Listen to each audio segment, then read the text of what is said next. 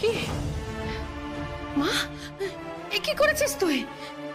কেন তুই দেবীর সাথে কেন? কেন গুরুমা? আপনারাই তো চেয়েছিলেন আমাকে দেবী বানাতে। বানাতে চাইনি মা, আমাদের কাছে তুই দেবী। আমরা তোর দেবীত্বে বিশ্বাস করি। তুই যে স্বয়ং মা বিশালাক্ষীর সন্তান, কিন্তু তুই দেবী হলেও তোর উপর তা চাপিয়ে দেব না মা। না না গুরুমা, এর মধ্যে চাপিয়ে দেওয়ার কিছু নেই। এমনটা তো হওয়ারই ছিল, আর আমি তাই জন্যই তো এখানে ফিরে এলাম। যে সকল ভক্তরা আমার কাছে আসতে চায় তাদেরকে আসতে দিন গুরুমা। আমি তো বরাবর চেয়েছি আমার ওপর মা বিশালাক্ষীর যে আশীর্বাদ, তাকে লোকের স্বার্থে কাজে লাগাতে। দেখি না এবার এই গায়ের মানুষগুলোর কোনো কাজে আসে কিনা। কিন্তু কি আছে ডাক্তার বাবা? আমি যা বলছি ভেবেচিন্তেই বলছি, মন থেকে বলছি। আমার আর নিজের বলতে তো কেউ রইল নে, না হয় গায়ের লোকগুলোকেই আপন করে নিলে।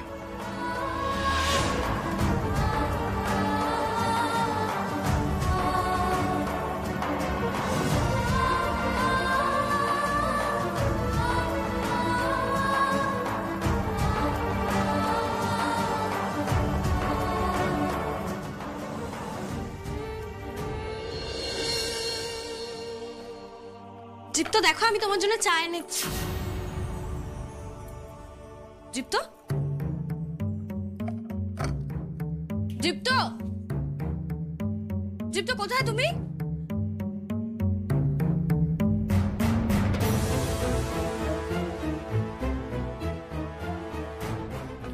কি বাথরুমে তো নেই, গেল কোথায়? দীপ্ত, দীপ্ত কি হলো? হ্যাঁ, তখন থেকে দাদাভাই করে হাউ হাউ করে চেঁচাচ্ছ কেন? দীপ্তকে কোথাও দেখতে পাচ্ছি না। দেখতে পাচ্ছ না মানে? গেল কোথায়? ঘরেই তো ছিল। হ্যাঁ, আমিও তো সেটাই জানি, ঘরে ছিল বলেই তো আমি ওর জন্য চা এনেছিলাম, কিন্তু ঘরে ঢুকে দেখি কোথাও নেই। গেল কোথায় ও? আপনারা কি দেখেছেন ওকে? না, আমি তো দেখিনি। তুই দেখেছিস রঙ্গনা? ওই না তো, আমি তো সকাল থেকে ঘরে ঘরে চা দিচ্ছিলাম। আমি ইচ্ছা করে দাদাভাই ঘরে আসেনি, কারণ জানি চাউমিন এখানে এসে চা দেবে। দাদাভাই তো অন্য কোনো ঘরে নেই। আচ্ছা, ছাদে নেই তো? না না, ছাদে নেই। ছাদে তো আমি ছিলাম, মা পুজো করবেন বলে আমি ছাদে ফুল তুলতে গেছিলাম, ওখানে তো নেই। কোথায় গেল বলতো ছেলেটা? একা একা কোথাও বেরিয়ে গেল না তো? এ বাবা, দাদাভাই তো কিছু মনেও নেই। বেরিয়ে পড়লে যদি কিছু খুঁজে না পায় তাহলে? তাই তো, কি হলো? হে ভগবান, কোথায় খুঁজবো এবার? তোমার একটা দায়িত্ব জ্ঞান নেই? দায়িত্ব জ্ঞানহীন মেয়ে একটা। আশ্চর্য তো, আমি কি করলাম? দীপুর কানে সারাক্ষণ কুমন্ত্রণা দেবে বলে আমাদের কাউকে তো ঘেঁষতে দিচ্ছ না ওর ধার কাছে। তুমি একটু খেয়াল রাখবে না? তোমার নজর এড়িয়ে দীপু বাইরে বেরোলো কি? বলো, উত্তর দাও। অদ্ভুত তো, আমি কি করে জানবো ও কোথায় গেছে? আমি সত্যি জানি না ও কোথায় গেছে। ও তো আমাকে কাছেই ঘেঁষতে দিচ্ছে না, কাছে গেলেই রিঅ্যাক্ট করছে। আর সেই জন্য তুমি গায়ে হাওয়া লাগিয়ে ঘুরে বেড়াচ্ছ, তাই তো?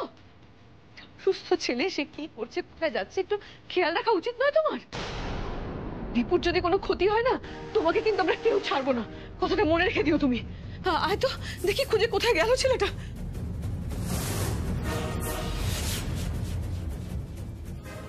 আশ্চর্য, গেল কোথায় তৃপ্ত?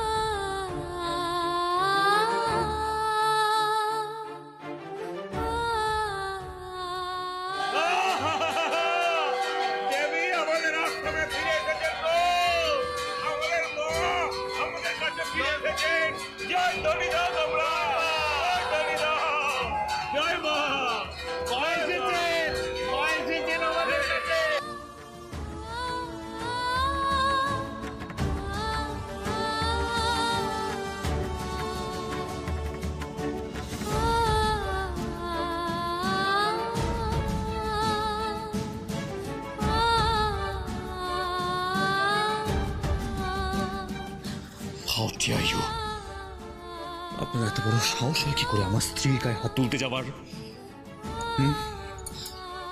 মানছি আমার কিছু মনে নেই, কিন্তু সেটা সুযোগ নিয়ে আপনি এত বড় মিথ্যা কথা কেন বলছেন আমাদের বাড়িতে এসে?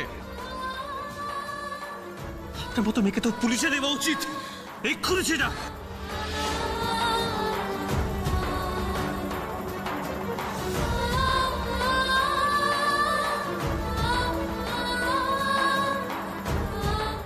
এ কি, নয়নের চোখে জল?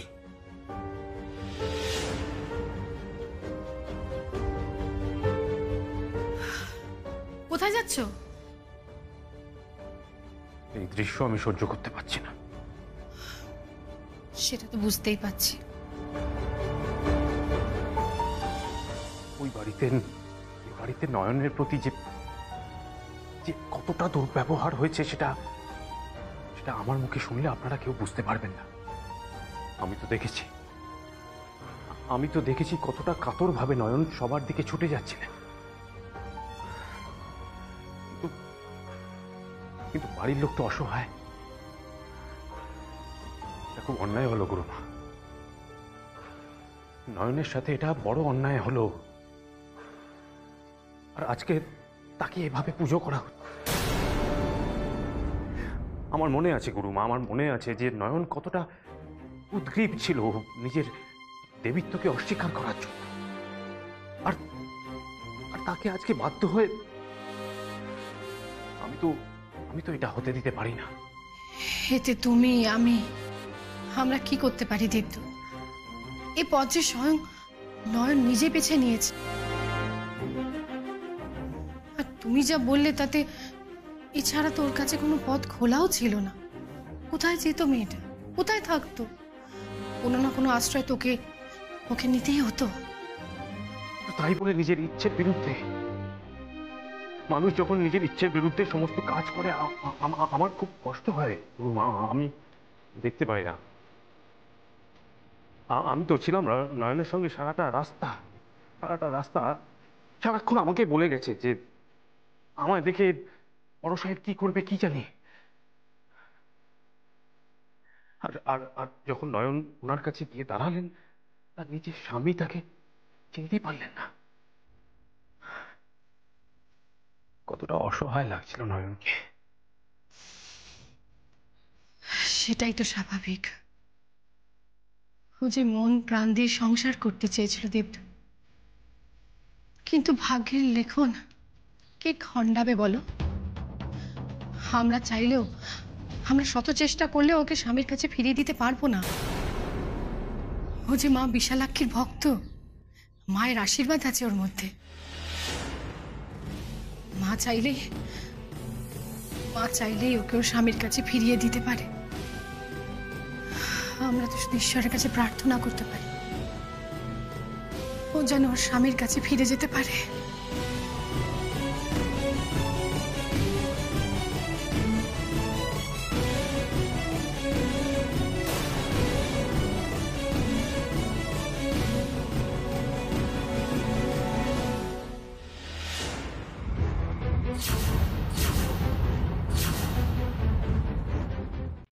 এ কি?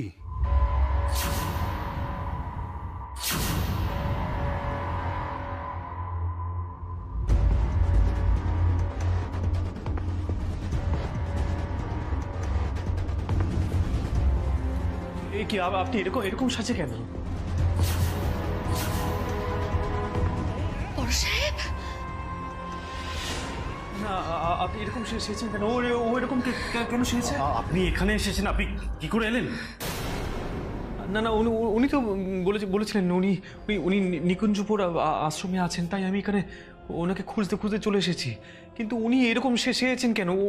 ওনার এরকম অবস্থা কেন? কি হয়েছে ওনার? আপনি নয়নকে চিনতে পেরেছেন ওনাকে? ঠাকুর বড় সাহেব আমাকে চিনতে পেরেছেন? না আমি চিনতে পারিনি, কিন্তু ওনাকে আমার খুব চেনা লাগছে। ওনার গলার স্বরটা আমার খুব চেনা লাগছে। আমি জানি না, আমি জানি উনি মিথ্যে বলেছিলেন, কিন্তু তা সত্ত্বেও আমি এই দ্বন্দ্ব থেকে কিছুতেই বেরিয়ে আসতে পারছি না। আমি জানি না কেন ওনাকে বড্ড চেনা চেনা লাগছে আমার। না না না, সবকিছু কেমন যেন রহস্যময় লাগছে, আমি তাই এখানে ছুটে এসেছি। আমি নয়ন মিথ্যে কথা বলছে না দীপ্তবাবু, উনি সত্যি আপনার স্ত্রী। কি সর্বনাশ! এই লোকটা দেবী মায়ের স্বামী নাকি? উনি কি দেবী মাকে নিয়ে যেতে এসেছেন? হ্যাঁ, দেবী মা একবার আমাদের ছেড়ে চলে গেছিলেন, আমাদের সবার মন ভেঙে গেছিল। এবার আর কিছুতেই আমরা ওনাকে দূরে যেতে দেব না, কিছুতেই না। না না, আপনি বলছেন উনি উনি মিথ্যে কথা বলছেন না, কিন্তু কিন্তু উনি যদি সত্যি কথা বলেই থাকেন তাহলে উনি তো আমাদের বাড়ির প্রত্যেকজনের কাছে গিয়ে বলেছেন যে উনি আমার স্ত্রী, কিন্তু কেউ ওর হয়ে এক ফোঁটা কথা বলেনি।